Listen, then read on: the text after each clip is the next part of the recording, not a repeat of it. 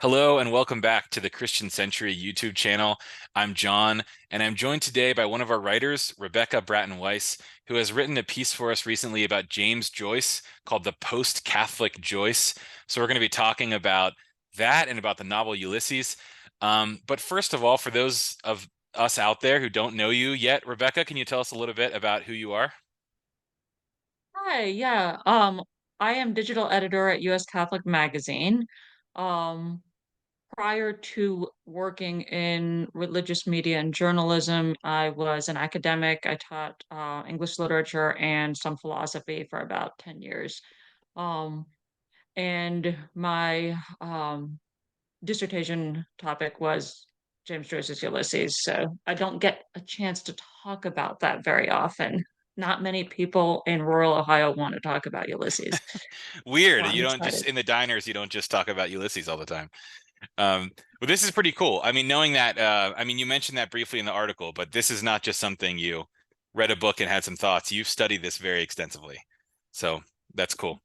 Um, in the article, it seems like the backdrop to all of this, to both your work on Ulysses and your current reading of the book, is this phenomenon of Catholic deconstruction in your own journey. And I'm very familiar with faith deconstruction more in the evangelical to evangelical pipeline. I wonder if you could tell me and tell us a little bit more about Catholic faith deconstruction, maybe a bit from your own journey, the way that it shows up in this book or in other texts that you're reading. Yeah, so the evangelicals were a few steps ahead of the Catholics, but the Catholics caught on pretty quickly when it came to this whole movement of people saying, "Hey, wait a minute, I have been practicing my faith obediently, assenting to these principles, but now I'm starting to ask questions about that." Where that takes us, of course, depends very much on the individual and their experiences. A lot of people, both Catholic and evangelical, do end up leaving Christianity entirely, but others find different ways of practicing.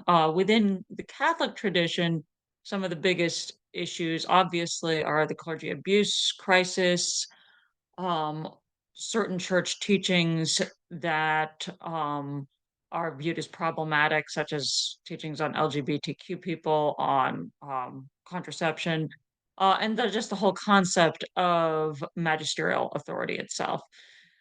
Some Catholics find a way of remaining Catholic by means of liberation theology, feminist theology, eco theology, many different theologies that kind of, I think, restore the practice to gospel principles, and takes it away from this kind of imperial colonialist mindset. So for me, this practice of deconstruction has involved, since I'm an academic, going back and reconsidering a lot of things that I studied back in the day at the very conservative universities I was at and kind of taking a fresh look at them. So my writing on Joyce was along those lines. Yeah, very cool. Thanks for sharing that with us. Um, One of the things that I really liked, I thought was kind of fascinating in your piece was you talked about Joyce's writing approach in Dubliners, which I read. And there's a lot of realism, and he maybe likened it to a mirror, whereas this different writing approach he takes in Ulysses, which he thinks of as a parallax, a word I'm gonna just admit I'm not very familiar with, or a kaleidoscope, you called it. Could you tell us a little bit about these different writing approaches that he employs and maybe that some of the strengths and limitations of them? Yeah, so early Joyce, he's very much in the realist school. And he talked about how his work, he was holding up a nicely polished mirror to his fellow Dubliners, and they didn't like what they saw very much. Uh, he was he was not beloved after writing Dubliners. And the realist approach has the merit of, especially in contrast to, say, romanticism, saying, well, let's look at what's actually happening right now. Who are we really, instead of these stories we tell about ourselves? And I think that's really valid and valuable right now when we have all of these alternative narratives being enforced. And in the world of journalism, where I work, I want to say, well, let's get back to the facts. And I think Joyce is doing some of that, especially in reaction to a kind of romanticized movement of Irish nationalism, where everyone wants to be the Irish hero. No one wants to admit that they're actually a drunk lying in a ditch. Um, but with Ulysses, you see this shift away from just holding up a mirror to kind of this kaleidoscopic um, technique where you're putting together multiple perspectives to create something new, a new perspective. And I think what's fascinating about that, as opposed to mere romanticism, is that Joyce is saying art has this capacity to transform. Art is transformative. He uses the metaphor drawn from the Catholic teaching on transubstantiation about changing the bread into the body of God. Art becomes a practice of changing the bread of everyday life into the radiant body of ever living life.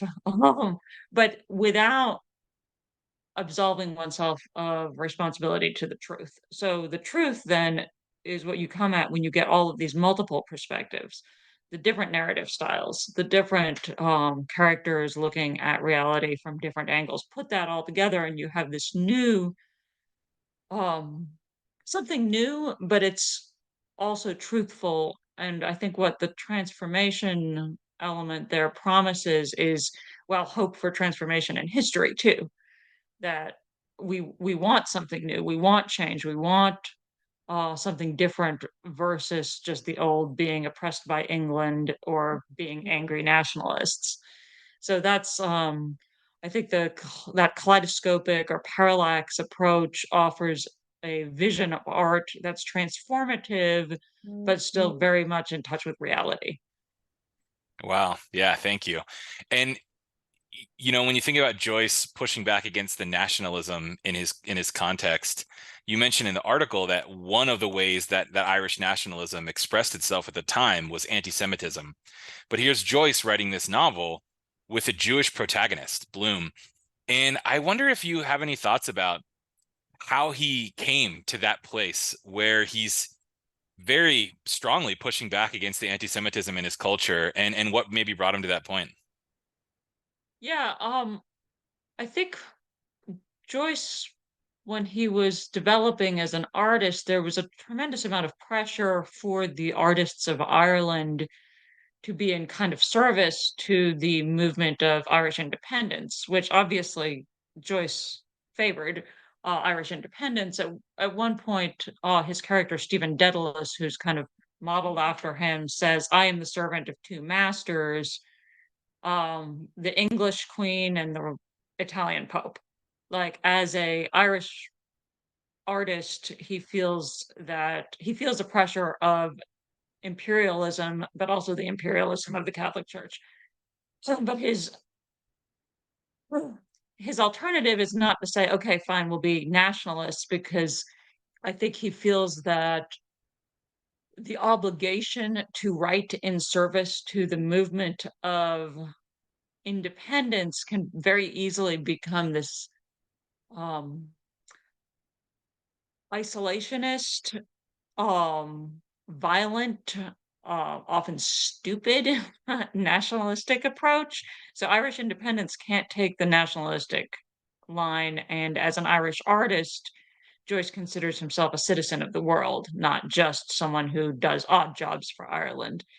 So I think that his own distancing himself from nationalism is an important element there. So he creates almost kind of, you get the sense of mischief where he's like, okay, here's our new hero.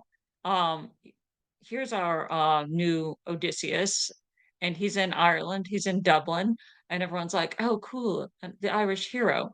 And yes, he is, but he's also a Jewish hero, and as a Jewish man, he's never fully assimilated into Irishness, which was one of the common attacks on the Jewish people, is that, oh, they can never really assimilate. They don't really belong. They're the perpetual outsiders.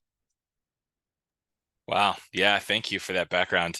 I'm sure, given your studies, there are many, many more things that we could say about Ulysses, but I think that's great for right now. Thanks for this great article. And for those who haven't gotten a chance yet to read this article, there'll be a link below in the video description where you can read the post-Catholic Joyce. We'll also have some other links from some of Rebecca's other writings.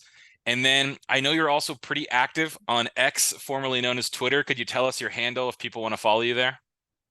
Yeah, my handle is rbrattenweiss.